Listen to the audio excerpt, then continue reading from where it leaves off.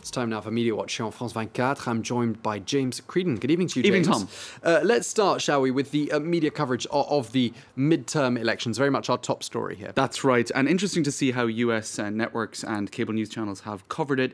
There is a sort of a tradition of I suppose, outdoing the other networks in terms of style of coverage and innovations. You'll remember the CNN hologram back in 2008, where they beamed various correspondents and personalities into the studio.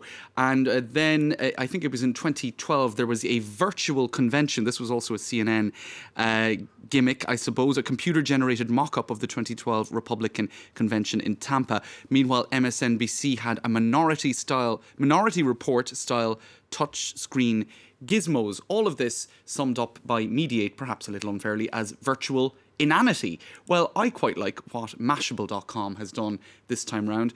The Lego Senate, Tom, it's sort of taking things in the other direction. Instead of gimmickry and modernity, we're back to basics. So what they did all throughout the evening on Mashable.com is they updated the results as they came in with those little yellow blocks, which were the undecided seats, going either to the red, which represents, of course, the Republicans, or blue to the Democrats. So there you could follow things in very up-to-date mode with this sort of innovation by Mashable.com. And if it's a little bit too slow for you, Tom, there is also the GIF, which speeds up the way in which the results came in and adapted that Lego Senate overnight on Mashable.com. Who needs a hologram when you've got Lego? That must have cost the whole of about 20 euros, I should think. Probably. France 24, we're thinking of faxing the results to our viewers sometime soon. No, I think I've got some spare Lego. I think I could donate. Now, it was, of course, apart from the Lego, which was perhaps one of the cheapest elements of the whole midterm process. Yes. The actual campaign was the most expensive in history, if I'm not mistaken. How did the media digest that? All right. A lot of criticism. Jon Stewart, known for his acerbic tongue. The success story of this year's midterm elections was big money, he says. I still remember the days when people spoke openly about banning money from the political process, he said last night. Well, tonight, $6.5 billion later, those people aren't talking. Money is. And he went on to say that if there was that much spending for a midterm election, we can expect even more for the presidential election in 2 years' time. Meanwhile, democracynow.org speaks about the same issue. The priciest midterms ever, brought to you by dark money and election finance out of control. Now, what they're criticising is the fact that around a quarter of the money spent, now they put the estimate at about $4 billion, so a little bit more conservative than Jon Stewart. So some $1 billion comes from anonymous so-called dark money groups.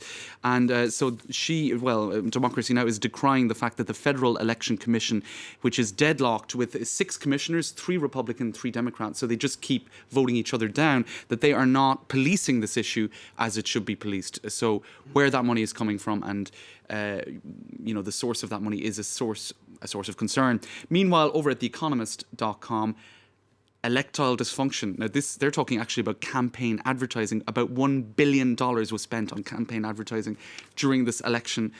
Tom, that's I believe it's 1 in every 3 advertisements was on cable channels. In any case, was funded. Was part of this whole I suppose campaign machine. And there was even one advertisement attacking John Boehner, the head of the Senate. Speaker of the House, rather, with this lingo, basically, electoral dysfunction. I'll leave you figure that one out for yourself.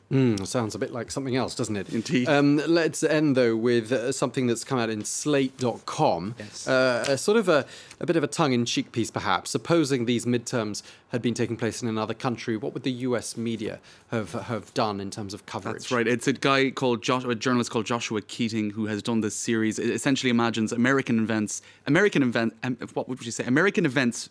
being described as the American media tends to describe events in other countries. So while international monitors expect a mostly free and fair contest, the article says, questions have been raised about why the equivalent of the GDP of Montenegro is being spent on a contest to determine the membership of a body expected to accomplish little over the next 2 years. So very tongue-in-cheek stuff. And going on to say, in this deeply traditional society where great import is accorded to family ties, powerful clans build patronage networks, and political office is often passed between relatives. That's all quite true, but I suppose it's not normally described in so factual a manner on slate.com. I don't think it's necessarily what democracy was supposed to be about, was it? That's what I last checked. Powerful clans. Thank you very much Thanks, indeed for that. James Creedon there with today's edition of MediaWatch. It's time now for Focus here on France 24. Today we're putting the spotlight on the Islamic State organization. That's a group which swept